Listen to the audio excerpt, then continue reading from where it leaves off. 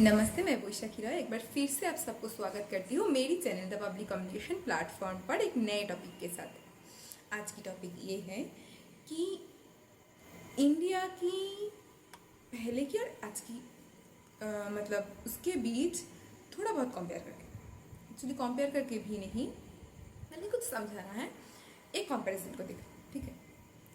अब देखो, कभी सोचा है कि पहले की रीच इंडिया और आज की इंडिया में इतना फ़र्क क्यों है? मतलब पहले इंडिया में इतना ज़्यादा, मतलब धन से कहो या फिर ज्ञान कहो, इतना ज़्यादा, पर आज इसकी हालत ऐसा क्यों है? आज ये एक डेवलपिंग कंट्री क्यों है, डेवलप्ड क्यों नहीं है? अच्छा, उसको छोड़ो, एक बात बताओ कि कभी अगर ऐसा हो कि जो विराट कोहली, आज सब विराट कोहली को पता है, सबको, सचिन को भी पता है, पर जो बच्चे हैं उसको विराट ज़्यादा उसकी जानकारी है। अब अगर ये जो इंसान, एक क्रिकेटर, एक फेमस क्रिकेटर, ये अगर रविंद्रनाथ की जैसा बनने की कोशिश करे, जो कि सबको पता है, जो मैं एग्जांपल दे रही हूँ, जो देने जा रही हूँ, जो उदाहरण, वो सबको पता है, पर फिर से याद दिलाना पड़ रहा है। सोचो कि अगर ये जो फेमस क्रिकेटर है, दोनों, विराट कोहली का हो या फिर सचिन का हो, फिर सौरव गांगुली का हो, ऐसे लोग अगर कोशिश करें कि मैं थोड़ा पोएम लिख लेती हूँ, मैं थोड़ा काव्य बना लेती हूँ, महाकाव्य बना लेती हूँ, मैं रविंद्रनाथ के जैसा बनने की कोशिश करती हूँ, कालिदास बन जाती हूँ, तो उसका हालत क्या होगा? या फिर सोचो, अगर रविंद्रनाथ टैगोर या फिर ये कालिदास जैसे लोग, ये लोग अगर कोशिश करें कि कोई फुटबॉलर जैसे फुटबॉल खेल सकते हैं, तो वो अगर मेसी के जैसा बनना चाहे तो उसकी हालत क्या होगी? अपनी हाईएस्ट पोटेंशियल में, अपनी बेस्ट पोटेंशियल में आ सकते हैं क्या? तो आज अगर हम सब के सब वेस्टर्न कल्चर को अपना रहे हैं, वैसा बनने की कोशिश कर रहे हैं, तो हम कैसे आ सकते हैं अपनी हाईएस्ट पोटेंशियल में? पहली बात तो इन सारी लोगों को भौगोलिक एरिया के बारे में समझ ही नहीं है। हम बस कहते हैं वो अमेरिका है, वो इंग्लैंड है, वो लंदन है, वो वो है, ये रशिया है, ये इंडिया है, ये चाइना है, ये पाकिस्तान है। पर हाँ, पता है कि वहाँ पर ठंड है, वहाँ का रात हमारी यहाँ का दिन है, यहाँ का दिन वहाँ का रात है, ये सब पता है। पर कभी सोचा है ये जो भौगोलिक एरिया जो चेंज हो रहा है, इससे क्या हो रहा है? कभी इस बात को ध्यान से समझा है कि उसकी टेम्परेचर, उसकी वातावरण वो बिल्कुल अलग है। एक भौगोलिक एरिया जब चेंज हो रहा है, उसके साथ साथ ये सारी चीज़ें चेंज होते हैं। उसकी वातावरण के हिसाब से, उसकी वेदर, उसकी टेम्परेचर के हिसाब से उसका खाना होता है कि वो किस तरीके का डाइट ले, उसके हिसाब से उसका पहनावा होता है कि वो कैसा कपड़े पहने, क्या खाए, क्या पिए। पर हमें वो समझने की ज़रूरत नहीं है। हम वो खाना खाने की कोशिश करते हैं जो वो लोग खाते हैं, क्योंकि हमारे यहाँ चाल डाल, ये तो लगता है ये क्या बैकडेटेड चीज़ें हैं, ये क्या, ये कैसे कोई खा सकते हैं, ऐसे लैंग्वेज में बोलते हैं। कुछ लोग कहते हैं मैं तो ये खाती ही नहीं हूँ, ये तुम लोग कैसे खा लेते हो? हैं? कौन से ज़माने की इंग्लिश हो तुम भाई? वो उनकी खाना है। हमारे यहाँ का खाना हमारी भौगोलिक एरिया के हिसाब से है। यहाँ का टेम्परेचर कैसा है, यहाँ का परिवेश कैसा है, उसके हिसाब से हमारे खाना है। हमें तो उसको समझना ही नहीं है। हम चिया सीड्स खाएंगे, हम ऐसी बहुत सारी चीज़ें खाएंगे जो हमारे इस टेम्परेचर में हज़म होते ही नहीं है, बल्कि हमारे जो शरीर की भाप है उसको और ज़्यादा टेम्परेचर बढ़ा देते हैं, उसको गर्मी बढ़ा देते हैं, जो कि हमारे यहाँ का एरिया, यहाँ का टेम्परेचर ऑलरेडी गर्म है। फिर आते हैं जो हमारी भारत में ही है, समझ लो इतनी बड़ी कंट्री है हमारी, यहाँ का ही जो टेम्परेचर है वो कश्मीर को देख लो, उसकी ड्रेस और हमारी यहाँ का ड्रेस, मतलब मैं वेस्ट बंगाल में बैठ के बोल रही हूँ, आप जहाँ पे हो वहाँ का सोच लो, क्या वो एक है? अगर एक कंट्री में ही इतना ज़्यादा अलग है, पंजाबियों की पहनावा, जो हम लोग उत्तर की साइड पे जाते हैं, नॉर्थ की साइड पे जाते हैं, उन लोगों की पहनावा, जो दक्षिण की साइड पे आते हैं उन लोगों की पहनावा, क्या सेम है? खाना क्या सेम है?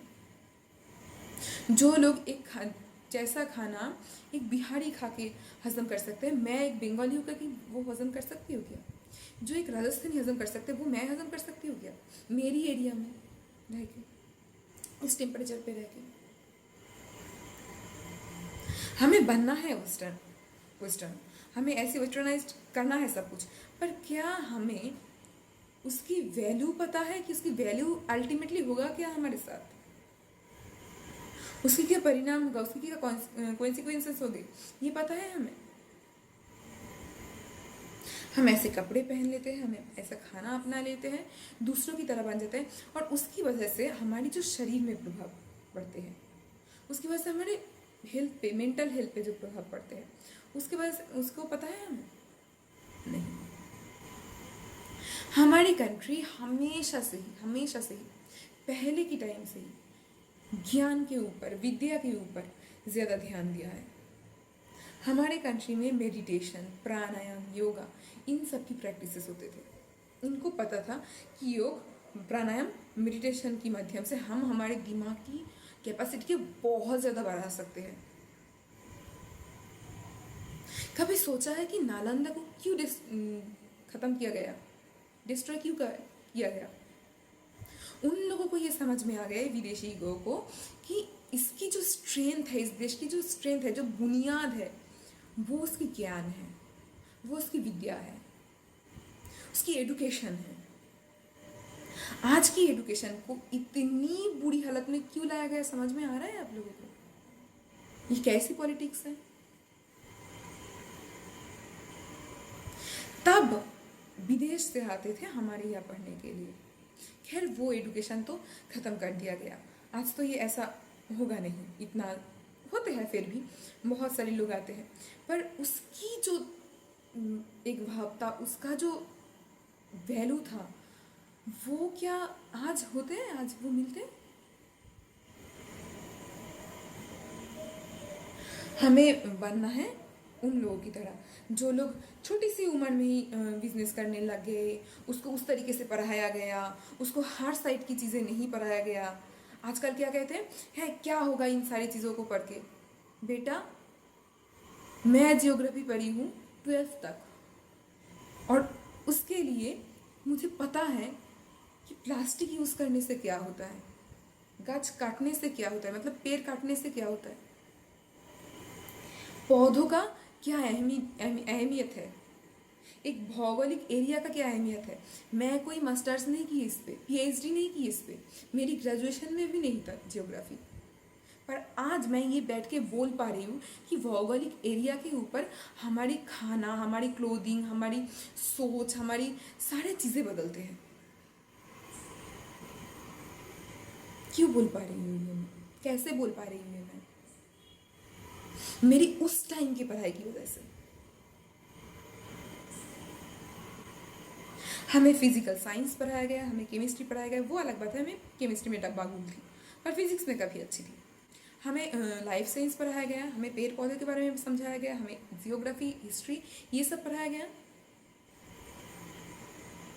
इसकी वजह से मेरी जो दिमाग है, मैं ये नहीं कहूँगी कि मैं बहुत एडुकेटेड हूँ, ये हूँ वो नहीं है बाबा, पर थोड़ा बहुत रिच है मेरी दिमाग, इतना तो मैं बोल पाती हूँ, क्योंकि मुझे पता है कि इस चीज़ करने से क्या प्रभाव पड़ सकते हैं। मैं वो लोगों में नहीं आती हूँ जो घर में एसी लगाकर शांति मिलती है, मैं उनमें आती हूँ जो पेड़ पौधे लगाते फिरते हैं,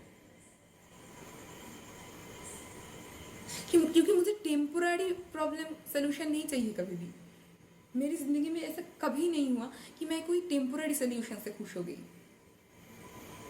वो मेरी रिलेशनशिप में कहो या कोई और एरिया में, ये फैक्ट है, मैं हंस रही हूँ पर ये सच है। मैंने कभी भी टेम्पोररी सोल्यूशन नहीं देखा, मेरी करियर में नहीं, मेरी पैसों में नहीं, किसी भी एरिया में नहीं। हमेशा मैं परमानेंट सॉल्यूशन की तरफ जाती हूँ।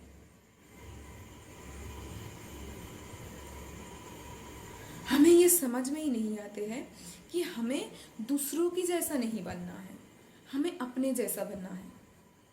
अब इस वजह से देखो क्या होता है कि हम लोग घर पे वॉशिंग मशीन ला रहे हैं, अच्छी बात है। हम लोग ला रहे हैं सिलवट्टे की बदले मिक्सचर ला रहे हैं, ग्राइंडर ला रहे हैं। क्या ला रहे हैं कि हम लोग खड़ा होकर ही काम करेंगे। हमें छुरी चाकू से काम करना पसंद है क्योंकि वो सारी चीज़ें तो बहुत बैक्टीरिएट है, राइट। पर इसकी वजह से हमारी हेल्थ में जो सुधार आते थे, उस पर जो अच्छाई होते थे, वो आजकल नहीं है। थोड़ी सी उम्र में ही लोग कहते हैं कि अरे मेरी घुटना, इसको लेकर तो मैं चल नहीं पा रही हूँ, अरे मेरा दर्द, अरे मेरी कमर का दर्द। पर कभी देखा है कि पहले की ज़माने की औरतें, उनके इतने ज़्यादा बेबीज़ होते थे, फिर भी उनमें इतना स्ट्रेंथ होता था अपनी बहुत ज़्यादा उम्र तक। आजकल हम तो 30 पार हो जाए फिर हम शुरू कर देते हैं, अरे मेरा तो 30 पार हो गया। और वो लोग 60 की उम्र में, 70 की उम्र में क्या काम करते हैं? वो तो हमें करना नहीं है। हमें तो ये पता ही नहीं है कि जब हम नीचे बैठकर कोई काम करते हैं, पैर को फैला के बैठ के काम करते हैं, तब हमारे शरीर के ऊपर क्या प्रभाव पड़ते हैं, उसका एक अलग प्रभाव पड़ते हैं। जब हम सिलबट्टे में पीसते हैं, वो जो हमारे शरीर में स्ट्रेंथ लग रहा है, हम जो खाना खाते हैं, खाना खाने के बाद जितना हम काम करते हैं उतना ही हमारी शक्ति बढ़ती है। खाना खाने के तुरंत बाद की बात मैं नहीं कर रही हूँ। शक्ति की सबसे बड़ा सोर्स खाने से भी ज़्यादा यह है कि खाना जो खाया उसको अब काम पे लगाया जा रहा है तब। पर हमारी ज़्यादातर काम बैठकर हो गया है, हमारी स्क्रीन टाइम बढ़ चुका है, हमारी जो काम है वो दिमाग की हो चुका है, फिजिकल वर्क तो है ही नहीं। इसकी वजह से क्या है कि हमारी जो शक्ति है, सामर्थ्य है, स्ट्रेंथ है, वो कम होते जा रहा है। ये तो हमें पता ही नहीं है और जॉब को हमें जानना भी नहीं है। अलग से हमें वक्त देना पड़ता है फिजिकल एक्सरसाइज में, जो कि हमें अच्छा भी नहीं लगता है। बहुत लोगों को क्या है, हर रोज करना पड़ता है, अच्छा ही नहीं लगता। मेरे घर में बहुत लोग कहते हैं मेरे घर में मैं वॉशिंग मशीन लाई नहीं, मेरे घर में ऐसी बहुत सारी चीज़ें, ग्राइंडर है क्योंकि मैं देख रही हूँ, हाँ ये ऐसी बहुत सारी टेक्नोलॉजी है, ये सच है। और उसकी प्रभाव मैं देख भी रही हूँ कि मैं खुद नहीं जाती हूँ उन सारी पहले की चीज़ों की काम करने के लिए, चीज़ों को इस्तेमाल करके काम करने के लिए, क्योंकि मैं खुद भी उस पर लगे जाती हूँ कि नहीं मैं इससे थोड़ा जल्दी कर लेती हूँ, ओवन में थोड़ा जल्दी कर लेती हूँ। इस वजह से मैंने बहुत सारी चीज़ें घर में लाया ही नहीं। क्या मैं वो अफोर्ड नहीं कर सकती थी? मुझे पता है मुझसे ज़्यादा घर में मेरी मम्मी काम करते हैं, मैं तो ऐसा कुछ करती भी नहीं हूँ, उनको काम करना है। अब वो जो शरीर को बहुत आराम देंगे, वॉशिंग मशीन में थोड़ा जल्दी धो लिया, फिर ओवन को थोड़ा ज़्यादा इस्तेमाल कर लिया, फिर मिक्सी को ज़्यादा इस्तेमाल कर लिया, फिर इसको उसको वो को ऐसी थोड़ा ज़्यादा चीज़ें इस्तेमाल कर ली हम लोगों ने, गीज़र में 1 मिनट में हो गया सब। तो ये जो चीज़ है उसके लिए उसको थोड़ा बर्तन में जल भरना नहीं पड़ा, गैस के ऊपर लाना नहीं पड़ा, और एक स्विच दे दिया, हो गया। मतलब काम जितना काम करते जा रहे हैं हम लोग, उतना ही मेरी मम्मी की ये बात आ जाएंगी कि नहीं मैं तो चल नहीं पा रही हूँ, मेरे तो यहाँ दर्द है, वहाँ दर्द है, मुझे तो थकान हो रहा है, अरे मेरी उम्र क्या हो गया है, देखो ये तो हो ही नहीं सकता। नहीं, ऐसा कुछ नहीं हुआ मेरे घर पे। वो आज 49 की चल रही है और पिछले साल वो जाकर अमरनाथ चढ़ के आई है पैदल, और उतना भी कुछ उनको हुआ नहीं। तो सोचो कि हम लोग जितना भी ज़्यादा दूसरों को देखकर चलने लगेंगे, वो हमारे देश की बात, हमारी सोच की बात ही क्यों ना हो, उसका प्रभाव तो हमारे ऊपर आएंगे ही। हम सारी देसी चीज़ों को, सारी देसी खाना को हम क्या बोल रहे हैं कि अरे ये तो बहुत बैकडेटेड है, ये कौन खाते हैं, ये लोगों के बाहर सामने लाकर कौन खाते हैं, नहीं ये तो नहीं खा सकते हम लोग, बहुत गंदा लगता है, ये बहुत बैकडेटेड है, मैं हम लोग तो ये अफोर्ड ही नहीं करती, अच्छा ही नहीं लगता। अफोर्ड नहीं मतलब अच्छा ही नहीं लगता, इसको लेकर कौन बॉदर करेगा, कितना घिसा पिटा चीज़ें ऐसा, कितनी देसी चीज़ें हैं। पर इन्हीं देसी चीज़ों के लिए हमारे अंदर स्ट्रेंथ बढ़ते हैं, हमारी भौगोलिक वेदर ऐसा ही है, इस वजह से ही हमारी खाना ऐसा है। हम ड्राई फ्रूट्स नहीं खाते थे हमारे इस वेदर में। जब मैं कश्मीर गई, जम्मू गई, तब मैंने देखा वो लोग सूखा हुआ एप्पल खाते हैं। सूखा हुआ एप्पल समझते हो, कभी देखा है? वो जम्मू कश्मीर में वो लोग खाते हैं। मैं क्यों खाऊं सूखा हुआ एप्पल? उनकी वहां पे इतना ही ठंड है कि उनको सूखा हुआ एप्पल ही खाना पड़ेगा। इन चीज़ों को जितना जल्दी हो सके समझो, अगर समझ गए तो अपनी ज़िंदगी में सुधार ला सकते हो, क्योंकि हमारे खाना पीने से हमारी सोच होते हैं, हमारी मेंटल ग्रोथ उतने होते हैं। हमारे सबसे ज़्यादा, हमसे भी ज़्यादा इस प्रकृति को हमारे बारे में पता है, इस नेचर को पता है कि कहाँ पे कौन सी चीज़ें उगाना है, कहाँ पर क्या देना है। वो अपने हिसाब से ही उगाते हैं। ये जो कहते हैं प्रकृति माँ ने इसको इस तरीके से बनाया है, इस भौगोलिक एरिया में ऐसी ही सब्जी मिलते हैं, ऐसे ही फ्रूट्स मिलते हैं, ऐसे ही चीज़ें मिलते हैं, उसको ही हमें खाना चाहिए। ऐसा नहीं कि किसी और जगह का खाना चाहिए। और जगह की चीज़ों में जो न्यूट्रिशन है वो हमारे खाने में भी है, हमें उसके ऑल्टरनेटिव ढूंढना है। और ढूंढना क्या है, हमारे मार्केट में मिलते भी है। नहीं हमको वो खाना है क्योंकि वो हमें कीवी खाना है, हमें ऐसी बहुत अलग अलग पता नहीं कैसी कैसी चीज़ें वो सब खाना है, तो फिर वो भी खाओ ना जो चीन चाइना लोग खाते हैं, सांप को मार के खा लो। ऐसा भी करो, ये तो बैकडेटेड है ना, वो खाओ। मछली कौन खाते हैं, सांप खा लो, चमगादड़ खा लो। मजाक कर रही हूँ, क्योंकि आप लोगों को तो सब कुछ खाना है ना, बाहर की चीज़ें, बाहर की अलग भौगोलिक चीज़ें खाना है, भौगोलिक एरिया की चीज़ें खाना है, तो खा लो, ये भी खा लो, इसमें क्या प्रॉब्लम रखी है? अच्छी बात है ना। तो समझना ये ज़रूरी है कि हम जितना कोशिश करेंगे दूसरे कंट्री की जैसा बनना, उतना ही हम पीछे जाते रहेंगे, क्योंकि हमें हमारी बेस्ट पोटेंशियल में आना है। हमें उन विद्या की इस्तेमाल करना है, उन ज्ञानों की इस्तेमाल करना है जो हम समझते हैं हमें डिस्ट्रॉय करा दिया गया। हमें ये लॉजिक आया ही नहीं कि उनको समझ में आया है कि हमारी ज्ञान, हमारी विद्या ही हमारी सबसे बड़ी स्ट्रेंथ है, इससे हम दुनिया बदल सकते हैं। पर हमें तो छोटी सी ही उम्र में, 7 साल में, वो जो कहा मैंने एक वीडियो में कि अमेरिका की जो शार्क टैंक में आई थी छोटी सी बच्ची, उसको फंड दिया गया, उसको बिजनेस करने के लिए दिया गया, अलाउ किया गया। हमारी यहाँ पे जो शार्क टैंक है वहाँ पे एक बच्चा आया था 12 साल की, उसको नहीं दिया गया है, बोला जा रहा है यही हमारी डार्क सोसाइटी है, ये हमारी डार्क इंडिया है, ये हमारी इंडिया की हार्श ट्रूथ है, ये सब बोला जा रहा है।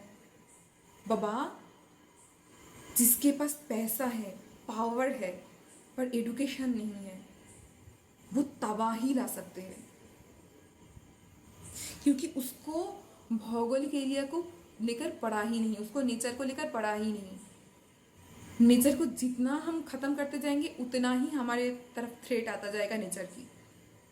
जितना हम गाछ काटेंगे, पेड़ काटेंगे, पौधे नष्ट कर देंगे, जितना हम जंगल नष्ट करेंगे, जितना हम प्लास्टिक यूज़ करेंगे, जितना हम पानी की गलत इस्तेमाल करेंगे,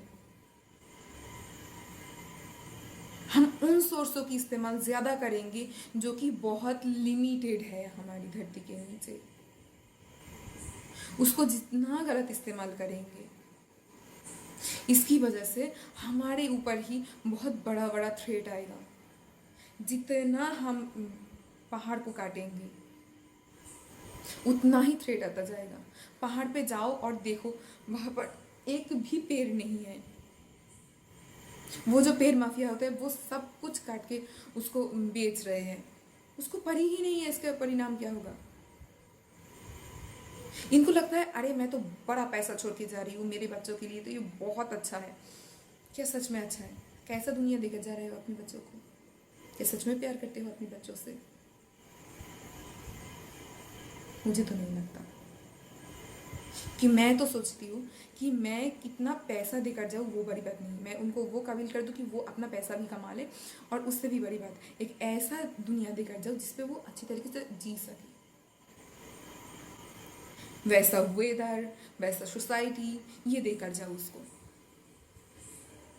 जहाँ पर उसको संघर्ष करने ना पड़े अपनी सर्वाइवल के लिए। ऐसी कोई बेवकूफ़ों के अंदर उसको जीना ना पड़े। मैं तो ये मानती हूँ पैसा कमाओ, पैसा छोड़ के जाओ, पर वो नेचर को ख़त्म करके नहीं, दूसरे कंट्री की जैसे बनकर नहीं। एडुकेशन के इस्तेमाल करके, योग, प्राणायाम, मेडिटेशन इसको प्रैक्टिस करके अपनी और ज़्यादा दिमाग की एबिलिटी को बढ़ाकर, ताकि हम समझ सके, हमारी समझ बढ़ सके। जितना समझ, जितना ज्ञान, उतना एक बेहतरीन सोसाइटी, और पैसा भी उतना ही आएगा। सरस्वती जहाँ नहीं वह लक्ष्मी भी नहीं। आई होप मैंने सब कुछ बता दी है, क्योंकि मैं इसको लेकर तब तक बात कर सकती हूँ जब तक इंसान बदले ना। मुझे बात करना ही रहना ही चाहिए मुझे, और ये मैं सोचती हूँ कि बात करते रहो और बोलो और बोलो, इनको और अच्छे तरीके से समझाओ और डीपली जाकर समझाओ। मुझे ये लगता है अंदर से, तो फिर तो वीडियो बहुत लंबा हो जाएगा। ये वीडियो कभी ख़त्म होंगे ही नहीं शायद, क्योंकि मैं समझ रही हूँ कि एडुकेशन की क्या महत्व है, उससे मैं कैसे बदल सकती हूँ हमारी इंडिया को। और जो एडुकेटेड नहीं है पर सत्ता पे बैठे हैं, जिनकी चुनाव हो रहा है, जिनके पास पैसा है, बिजनेस कर रहे हैं, उनके पास एजुकेशन ना होने की वजह क्या है? 4G 5G आने की क्या परिणाम हुआ है नेचर के ऊपर? ये मुझे समझ में आ रहा है।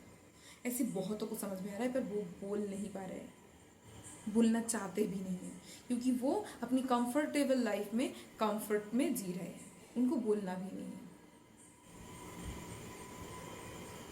जो लोग प्लास्टिक प्रोड्यूस कर रहे हैं, उस प्लास्टिक की वजह से क्या हो रहा है ये मुझे समझ में आ रहा है। हमारी इंडिया कभी आगे बढ़ेंगी ही नहीं, क्योंकि बुद्धि अगर भ्रष्ट हो जाए तो वो इंडिया बढ़ते नहीं है। जो इंडिया को बढ़ाएंगे, जो एक देश को बढ़ाएंगे, जिनके पास वो पावर है, जिसके पास सोच है, समझ है, सोच समझने वाले इंसान पीछे बैठे हुए हैं, जिसके पास पावर है, एडुकेशन नहीं है, वो आगे बैठा हुआ है। जो आगे बढ़ा सकते हैं उसको समझ नहीं है, तो बढ़ाएंगे कैसे? वो ऐसे लोग हैं जो जिस पेड़ की जिस टहनी पे बैठे रहते हैं उसको ही काटते हैं, ये ऐसे लोग हैं। मैं और कुछ नहीं बोलूँगी, वीडियो काफ़ी लंबा होता चला जाएगा। आई होप आप लोग समझ गए।